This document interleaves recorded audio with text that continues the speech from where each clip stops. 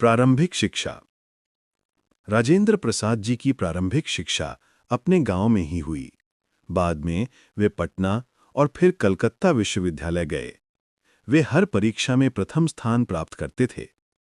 उनकी बुद्धिमत्ता देखकर उनके अध्यापक हमेशा गर्व महसूस करते थे। 3. वकालत और करियर। पढ़ाई पूरी करने के बाद उन्होंने वकालत शुरू की।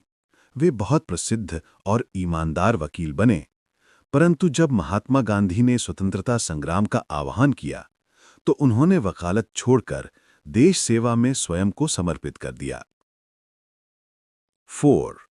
स्वतंत्रता संग्राम में योगदान। राजेंद्र प्रसाद जी ने चंपारण आंदोलन, असहयोग आंदोलन और नमक सत्याग्रह में महत्वपूर्ण भूमिका निभाई। वे गांधी जी के सच्चे अनुयायी थे और अहिंसा के मार्ग पर चलते थे। उन्हें कई बार जेल भी जाना पड़ा, पर उन्होंने हार नहीं मानी।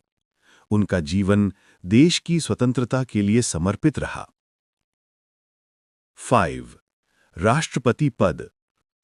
भारत के स्वतंत्र होने के बाद 26 जनवरी 1950 को डॉक्टर राजेंद्र प्रसाद को भारत का पहला राष्ट्रपति बनाया गया।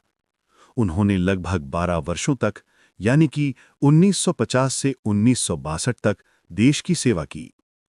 उनका राष्ट्रपति काल देश के लोकतंत्र की नींव मजबूत करने वाला साबित हुआ। 6. व्यक्तित्व और गुण। राजेंद्र प्रसाद जी सरलता, सच्चाई और विनम्रता के प्रतीक थे। वे हमेशा लोगों की सेवा को ही अपना धर्म मानते थे। उनकी जीवन शैली बहुत साधारण थी और वे सबके प्रिय बने रहे। 7. रचनाएं और पुस्तकें। उन्होंने कई महत्वपूर्ण ग्रंथ लिखे, जिनमें प्रमुख हैं सत्याग्रह एट चंपारण, आत्मकथा, भारत का संविधान। इन पुस्तकों में उनके विचार और देशभक्ति की भावना झलकती है। 8. पुरस्कार और सम्मान। उनकी महान सेवाओं के लिए उन्हें वर्ष 1957 में भारत रत्न से सम्मानित किया गया।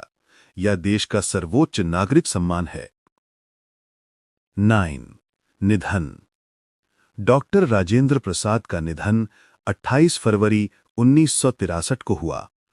उनकी मृत्यु से पूरा देश शोक में डूब गया, लेकिन आज भी उनका नाम सम्मान और प्रेरणा के साथ लिया जाता है। 10.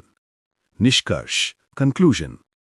बच्चों, डॉक्टर राजेंद्र प्रसाद का जीवन हमें सिखाता है कि ईमानदारी, मेहनत और